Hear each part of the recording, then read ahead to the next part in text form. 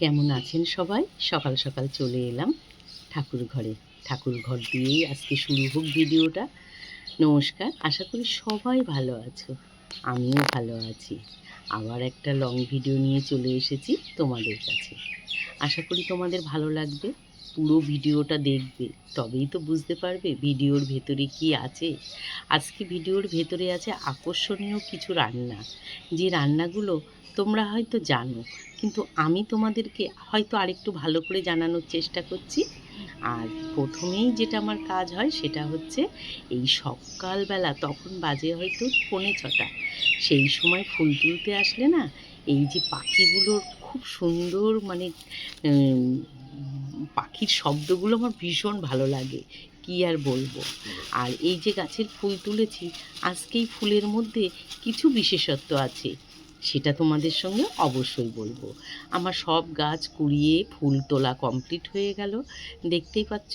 অনেক দিন পরে আজকে, আর এগুলো না শিউলি ফুলের বীজ, অনেক দিন পরে আমি আজকে স্থলপদ্ম পেয়েছি একটা, কি ভালো লাগছে। আর এর মধ্যেই লুকিয়ে আছে আমার আর এক অমূল্য রতন ফুল, দেখতে পাবে। এই সময় আমার এই 12 মাস শিউলি ফুল গাছটাতে কম বেশি 12 মাসই একটা দুটো করে ফুল ফোটে। তাই আজকে আমি 5-6টা ফুল পেয়েছি, শিউলি ফুল। কি সুন্দর গন্ধ গো এখনই। আর কিছুদিন পরে তো এই গাছটা ভরে যাবে, ম ম করবে সন্ধেবেলায় শিউলির গন্ধে, খুব ভালো লাগবে। ফুল টুল তুলে ঠাকুর ঘরের কাজ করে এবার চলে এসেছি আমি আমার নিজের জন্য একটু সময় বের করা। আর এই দেখো, আমরা সংসার জীবনে সহজে কিছু ফেলতে চাই না। আর আমার মুখে কিন্তু ওটা হলুদ, আমি কাঁচা হলুদ খেয়ে তারপরে দাঁতটা মাজি, সেই কারণে। আর পেস্টের একদম শেষে যতটা ভাবে পারা যায় আমরা গৃহিণীরা ব্যবহার করতে পারি, কিন্তু ছেলেরা তো এইভাবে কষ্ট করে বের করবে না, তাই নিজেই ওইভাবে করলাম। এই যা অবস্থা দেখেছো, সেই বলে না কিপ্টের ধন পিঁপড়েই খায়, তাই সে আমারও সেটাই হয়েছে। দেখতে পেলে পুরো পেস্টটাই জল ধুতে, ব্রাশ ধুতে গিয়ে পড়ে গেল। আবার ঠেলে ঠুলে গুতিয়ে ওর থেকে একটু বের করে নিয়ে আমি দাঁত মাজতে লাগলাম। আমার দাঁত মাজা দেখে তোমাদের হয়তো মনে হতে পারে যে দাঁতটা খুলে হাতে করে মাজলেই ভালো হয়।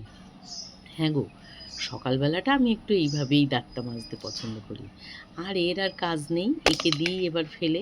যদিও কষ্ট হচ্ছে, কিন্তু তবু তো দিতে হবে, ঘরে জঞ্জাল রেখে লাভ কী, সেটাই বলো। আর এই যে এখানে বসে আমার খুব ভালো লাগে।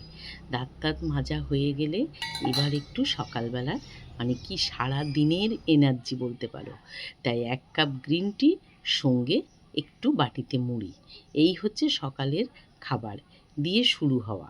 এরপরে তো এক এক করে অনেক কিছুই থাকবে।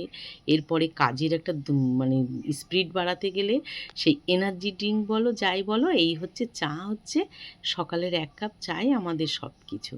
তাই চা খেতে খেতে কর্তাগিন্নি কিছু কথাবার্তা গল্পগুজব হচ্ছিল, কথাগুলো দিতে পারিনি, তার জন্য দুঃখিত। তারপরে চলে এলাম রান্নাঘরে, যেটা আমাদের মানে সঙ্গের সাথী। আর এই যে সকালের তরকারি, কুমড়ো, আলু, টমেটো, পেঁয়াজ, লঙ্কা দিয়ে 5 ফোড়ন, শুকনো লঙ্কা, তেজপাতা ফোড়ন দিয়ে একটা আলুর তরকারি করবো, খেতে দারুণ হবে। খেয়ে দেখো একবার রুটির সাথে। তারপরে করব শুক্তো, আমার ফেমাস শুক্তো, আমার ছেলেরা খুব ভালোবাসে। তাই আমি শুক্তোতে দেখতেই পাচ্ছ যৎ সামান্য তেল, তাতে 5 ফোড়ন, আদা আর তেজপাতা দিয়েছি। আর দুর্মূল্যর বাজার চিন্তা করে আমি শুক্তোর প্রত্যেকটা জিনিস একটু প্রেশার কুকারে সিটি মেরে নিয়েছি, শুধু উচ্ছেটা আমি ভেজে নিয়েছি। শুক্তোর সবজিগুলো হালকা একটা সিটিতে প্রথমে সিটি মেরে নিয়েছি, তারপরে বড়ি ভেজে আর তোমার সজনের ডাঁটা দিয়ে আবার একটা সিটি মেরেছি, মেরে তারপরে ফোড়ন দিয়েছি। এরপরে আমি সেই এখন ফেমাস জিনিসটা দিয়ে দেবো, হ্যাঁ কাসুন্দি। এইভাবে শুক্তো একবার রান্না করে দেখো, দুধ, ঘি, তোমার সর্ষে বাটা, অমুক বাটা কিচ্ছু লাগবে না, দারুণ হবে। আর তারপরেই চলে গেলাম আজকের আমার স্পেশাল মেনু।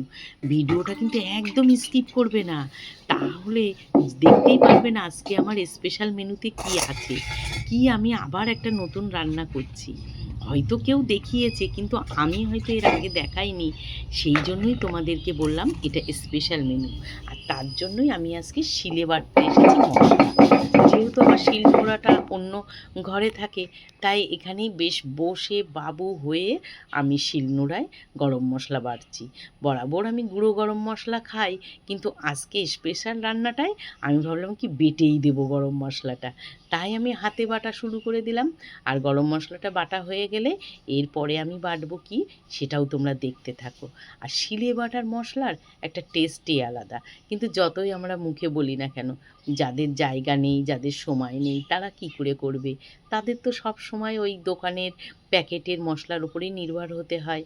কিন্তু আমরা এখনও পাচ্ছি, জানি না কতদিন পারবো। তারপরে সামান্য জিরে, শুকনো লঙ্কা, পেঁয়াজ, আদা, রসুন দিয়ে, আর এই দেখো আমার গরম মশলাটা বাটা হয়ে গেছে। আর হাতে বাটা গরম মশলাটা সেন্টই আলাদা। এবার এগুলোকে আমি ভালো করে বেটে নেব, কারণ মিহি করে মশলা বাটলে নাকি তরকারির স্বাদ হয়। জানি না কতটা মিহি করতে পারবো, কিন্তু চেষ্টা করব।